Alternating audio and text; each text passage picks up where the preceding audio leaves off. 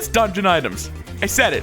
They're a critical part of any Zelda experience, and it's weird that we just stopped doing them. Even Echoes of Wisdom, with its return to form, lacks this crucial element. I want to start things off by saying I like Tears of the Kingdom. It's one of my favorite games of all time, and on this Zelda tier list I spent 45 seconds making, it goes right here. Impressed? This video is brought to you by me. I made it. Support me by clicking the subscribe button. See? Easy.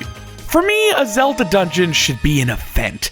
I loved how Skyward Sword always had Link take a deep breath before descending into the unknown. It really set the mood and let you know you were in for some real adventuring down there. If you wanted to see sunlight again, you'd have to conquer the challenges ahead and come out the other side with another heart and a cool doodad. Items have been a part of Zelda since the very beginning, and they quickly fell into a nice rhythm. You'd enter the dungeon, face some preliminary puzzles, reach the mini-boss, and obtain the dungeon's item. This item is ideally an aha moment that recontextualizes everything you've seen since you entered the dungeon, and it should be your primary tool until you reach the dungeon's boss. Whether it's as useful as a hook shot or as situational as the spinner, every item should be the star of its own dungeon. In some cases, the item even serves as the key of sorts to defeating the boss. Breath of the Wild set out to ask a few big questions about the Zelda formula. Should Link have a jump button? Should there be a strict order to progression? Should any of the game even be required, or should you just be able to run to Ganon the moment you're satisfied with the experience? These are big shakeups to the series, and I think they worked pretty well for the open world games, all things considered. Still, I can't help but miss the things we left behind. The first few dungeon items in any Zelda game are usually focused on basic utility. Ocarina of Time gives you the slingshot, then the bomb bag, and finally the boomerang. These are all essential parts of Link's tool belt.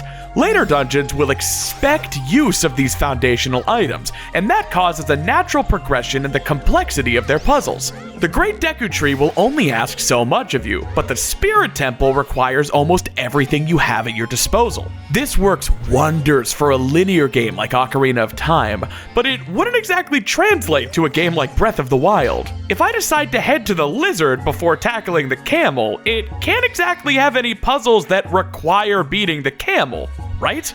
The open world games have a pretty elegant solution to this problem though. At the start, they both restrict Link to a tiny sliver of the map and present him with challenges that seem impossible with his current tools. As the player tackles the area shrines, they unlock new abilities and achieve that wonderful aha moment as the world's terrain starts to make more and more sense. What seemed arbitrary or even bizarre at first becomes a playground for your new toys.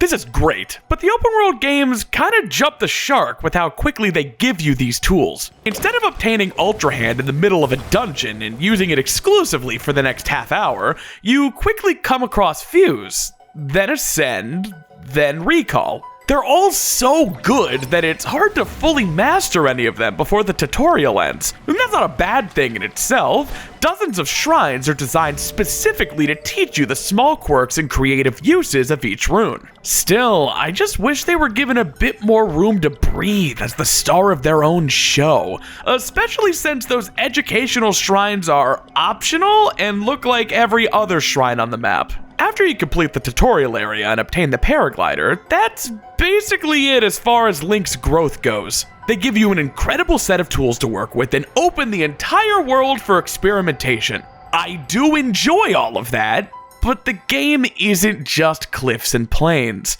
There are dungeons. Instead of unlocking a new tool in the middle of each dungeon, Breath of the Wild opts to make each dungeon its own functional toy. You can use the map to shift it around, typically leading to unique interactions and interesting puzzles. This is a novelty idea, and I think it works really well, but it becomes a bit samey by the fourth iteration. Tears of the Kingdom is an interesting case because it's the only game in the series that gives Link a companion for every dungeon. They have their own ability that's required to solve puzzles and reach the boss. This almost works, but there are a few problems. First off, their abilities aren't really satisfying as an item.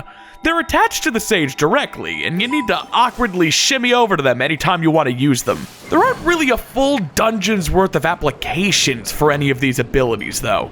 they're nice. Some more than others.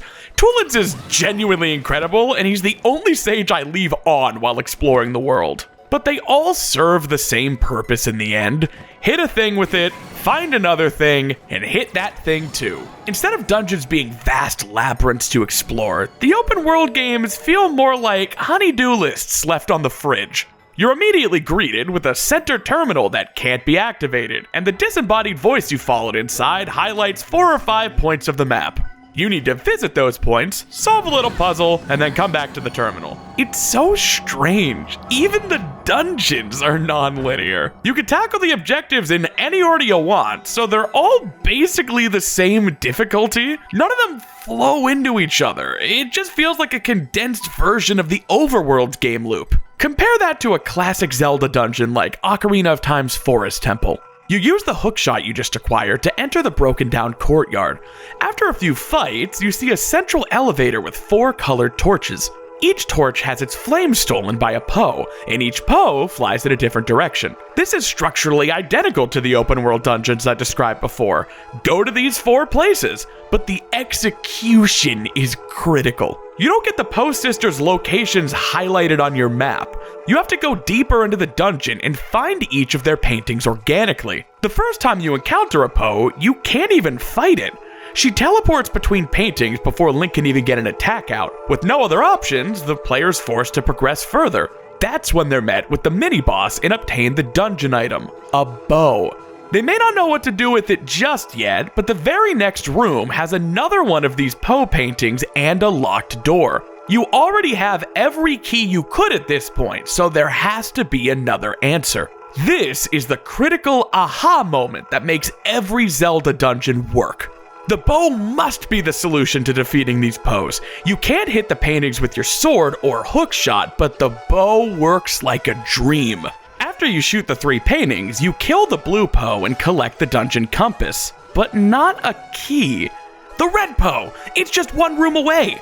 The game makes sure you understand the basic mechanics of killing these things before it ups the ante later. Now you have your key to progress deeper into the dungeon, and a new item that recontextualizes all the eyeball switches and difficult enemies you've been seeing the whole time. In my opinion, this is way more satisfying than 5 dots on your map that can be tackled in any order you want. The green Poe has a harder puzzle before you get to fight her, and the purple Poe has a totally unique mechanic for the battle itself. This is the logical progression of difficulty you would expect from a linear experience. If you could pick any Poe you wanted, they couldn't be unique like this.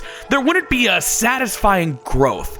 The green and purple Poes mix things up because you're comfortable with the base mechanics by that point. Much like how later dungeons in Ocarina of Time expect you to implement ideas from earlier in the game into their puzzles. If you could go to the Forest Temple anytime you wanted, the Water Temple couldn't exactly require the bow, and the Shadow Temple couldn't require the hammer. Instead, you'd just be left with isolated experiences devoid of continuity. The only thing that can make that worse would be if the dungeon itself didn't even introduce an item to be the star of the show. Oh. Yeah. Lots of people say the dungeons in Breath of the Kingdom feel samey, and I think this is a big part of it. They're all built for the same set of tools, and they can't expect you to have any compound knowledge from earlier experiences beyond the tutorial area. The dungeons also don't have any actual progression in and of themselves, just 5 mostly unrelated tasks to complete. I vastly prefer linear dungeons with a cool enemy in the middle and a cool item to use for the rest of the experience. Link might be more capable than ever in Tears of the Kingdom, but he has that capability right from the start. It's satisfying to get new tricks and strategies throughout the entire experience. I think that's probably why my favorite part of both these games are the tutorial area. They're the closest thing to a classic Zelda dungeon we've gotten in a while. One of the better late-game dungeons in the series is City in the Sky from Twilight Princess. It requires the use of almost every item in the game. You're using the Gale Boomerang to uproot these monsters in a higher-stakes version of the Forest Temple's challenges. You use the bow to safely knock these Deku Babas down, or a careful clawshot poke if you're a professional. Speaking of the clawshot, it gets quite a bit of love in this dungeon, and that makes sense when you realize the clawshot is the dungeon item. After you beat one of the coolest mini-bosses ever, you're rewarded with another clawshot. With their powers combined, that means you have 2 claw shots! The double claw shot is so fun.